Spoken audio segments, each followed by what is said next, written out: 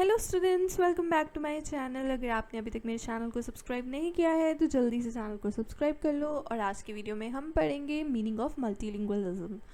Multilingualism का meaning हम इस वीडियो में पढ़ेंगे और इसके टाइप्स जो हैं मल्टीलिंगुअलिज्म के, और साथ में इसके आगे और भी टॉपिक हैं। और ये भी एक मेन टॉपिक है कि इंडिया एक मल्टीलिंगुअल कंट्री कैसे है, उसके बारे में भी हम डिटेल में नेक्स्ट वीडियोस में पढ़ेंगे। और मल्टीलिंगुअलिज्म जो टॉपिक है वो टॉपिक आपके बीएड में भी इम्पॉर्टेंट है, क्योंकि वो टॉपिक आपका लैंग्वेज अक्रॉस करिकुलम सब्जेक्ट के अंदर आता है। तो चलिए इस वीडियो को शुरू करते हैं। सबसे पहले हम मल्टीलिंगुअलिज्म देखते हैं क्या है। तो मल्टीलिंगुअलिज्म क्या होता है? एबिलिटी होती है एक इंडिविजुअल स्पीकर की या कम्युनिटी ऑफ स्पीकर्स की, जिसमें वो इफ़ेक्टिवली कम्युनिकेट कर सकते हैं दो या दो से ज़्यादा लैंग्वेजेस में। अगर हम कॉमन लैंग्वेज में बोलें कि मल्टीलिंगुअलिज्म क्या है, मल्टीलिंगुअलिज्म का मतलब है कि जब आपको दो से ज़्यादा भाषाएं आती हैं बोलनी, तो वो चीज़ मल्टीलिंगुअलिज्म हो जाती है। Contrast with monolingualism, the ability to use only one language. Monolingualism का मतलब होता है कि सिर्फ आपको एक ही लैंग्वेज बोलनी आती है। बाइलिंगुअलिज्म का मतलब होता है आपको दो लैंग्वेजेस बोलनी आती हैं। मल्टीलिंगुअलिज्म का मतलब होता है आपको दो से ज़्यादा लैंग्वेजेस बोलनी आती हैं। एट अ प्लेस, और एक जगह पे या किसी कंट्री में जहाँ पे अलग अलग तरीके की लैंग्वेजेस बोली जाती हैं, तो उन लैंग्वेजेस को हम मल्टीलिंगुअलिज्म बोलते हैं। अदर वर्ड्स में हम कहें तो हम ऐसा कह सकते हैं कि हमारे कंट्री के अंदर जो डिफरेंट एरियाज़ होते हैं, उन डिफरेंट एरियाज़ में डिफरेंट तरीके की लैंग्वेजेस बोलते हैं लोग, तो उसको भी हम मल्टीलिंगुअलिज्म बोलते हैं। इंडिया की बात करें तो हम इंडिया का ही एक एग्जाम्पल ले लें तो हम इंडिया के अंदर कितनी सारी लैंग्वेजेस लोगों को आती हैं। किसी को हिंदी आती है तो उसको मारवाड़ी भी आती है, और उसको मराठी भी आती है, उसको इंग्लिश भी आती है। सो अ कंट्री जहाँ पे डिफरेंट टाइप ऑफ लैंग्वेजेस बोली जाती हैं, उस कंट्री को हम मल्टीलिंगुअल कंट्री कहते हैं। अगर हम एजुकेशन की बात करें तो एजुकेशन में तो हम यूज़ ही मल्टीलिंगुअलिज्म करते हैं।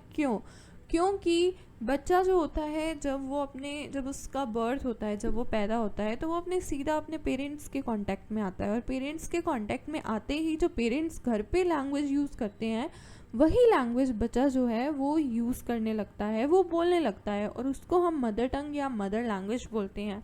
मदर टंग क्या होती है या मदर लैंग्वेज क्या होती है या होम लैंग्वेज क्या होती है, इसको भी हम आने वाले वीडियोस में डिटेल में देखेंगे।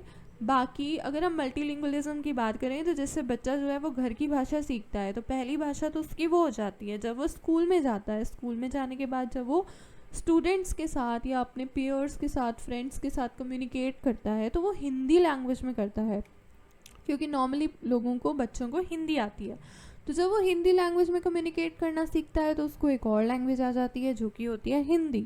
उसके बाद में स्कूल में जैसे इंग्लिश पढ़ाई जाती है तो फिर उसको इंग्लिश लैंग्वेज भी आ जाती है। तो इस तरीके से एजुकेशन में मल्टीलिंगुअलिज्म तो होता ही है, और ये अभी से ही नहीं है, ये एंशियंट टाइम से चलता हुआ आ रहा है। बस एक इम्पॉर्टेंट चीज़ ये है कि पुराने टाइम पे क्या होता था, हम संस्कृत को ज़्यादा कंसीडर किया जाता था एक मेन लैंग्वेज के रूप में, क्योंकि उस टाइम पे जो लिटरेचर होते थे वो संस्कृत लैंग्वेज में ही लिखे जाते थे। उस टाइम पे भी लोग मल्टीलिंगुअलिज्म अपनाना चाहते थे लेकिन अपना नहीं पाते थे, क्योंकि संस्कृत ही चलती थी। बहुत सालों बाद जैसे जैसे टाइम बीतता गया और हमारे सोसाइटी में चेंजेस आते गए, वैसे ही हमारे लैंग्वेज के अंदर भी चेंजेस आते गए। और आज के टाइम पे हमारे कंट्री के अंदर इंडिया ही एक बहुत बड़ा एग्जाम्पल है जहाँ पे अलग अलग तरीके की लैंग्वेजेस लोग बोलते हैं। एग्ज़ाम्पल यहाँ पे एक और दिया हुआ है, जिस तरीके के से एक बच्चा है वो सिंधी फैमिली को बिलोंग करता है, तो वो उसकी जो घर की भाषा है, मदर टंग है, वो है सिंधी लैंग्वेज। उसके बाद वो हिंदी और इंग्लिश लैंग्वेज सीखता है। तो जब ये स्टेट ऑकर होती है किसी भी सोसाइटी के अंदर, तो उस सोसाइटी को हम मल्टीलिंगुअल सोसाइटी कहते हैं। और इंडिया मल्टीलिंगुअल कंट्री का एक बहुत बड़ा एग्जाम्पल है। हमारे पूरे वर्ल्ड में टोटल 195 कंट्रीज़ हैं जो रिकॉग्नाइज्ड हैं, और पूरे वर्ल्ड में 6500 लैंग्वेजेस बोली जाती हैं। मल्टीलिंगुअलिज्म का मतलब ये है कि कमांड होना हमारी मोर देन 2 लैंग्वेजेस पे। मोस्ट ऑफ लैंग्वेजेस जो हम नॉर्दर्न, ईस्टर्न या वेस्टर्न पार्ट्स में बोलते हैं ऑफ इंडिया, वो हैं जैसे कि हिंदी, पंजाबी, बांग्ला, मराठी, गुजराती एक्सेट्रा, ये इंडो आर्यन भी इनको हम कहते हैं। मोस्ट लैंग्वेजेस जो हम साउथ में बोलते हैं वो हैं तमिल, तेलुगु, कन्नड़, मलयालम, जिनको द्रविड़न भी कहा जाता है।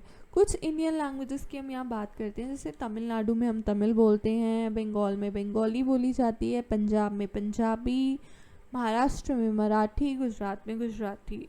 अब जो नेशनल लैंग्वेज है हमारी वो है हिंदी, क्योंकि इंडिया के अंदर हिंदी ही ज़्यादातर लोगों को आती है और ईज़िली वो कम्युनिकेट कर पाते हैं, और हिंदी हमारी नेशनल लैंग्वेज है।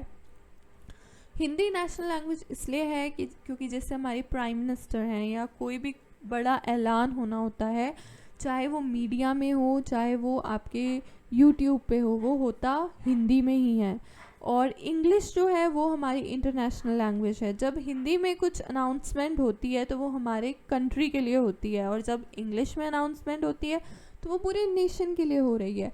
इसीलिए इंग्लिश जो है वो इंटरनेशनल लैंग्वेज है। और इंग्लिश इंटरनेशनल लैंग्वेज ऐसे भी है कि पूरे वर्ल्ड के लोगों को इंग्लिश कहीं ना कहीं आती है, चाहे टूटी फूटी आती हो या प्रॉपरली आती हो।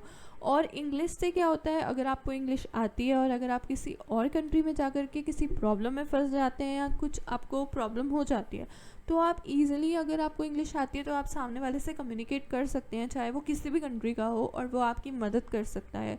तो इंग्लिश को इंटरनेशनल लैंग्वेज का दर्जा दिया गया है। सो ये था हमारा पूरा मल्टीलिंगुअलिज्म का एक छोटा सा कंसेप्ट कि मल्टीलिंगुअलिज्म है क्या। सो आपको अगर ये वीडियो अच्छी लगी हो तो इस वीडियो को लाइक करना, शेयर करना ना भूलिएगा, एंड चैनल को सब्सक्राइब करना ना भूलिएगा, बेल नोटिफिकेशन को दबाना ना भूलिएगा।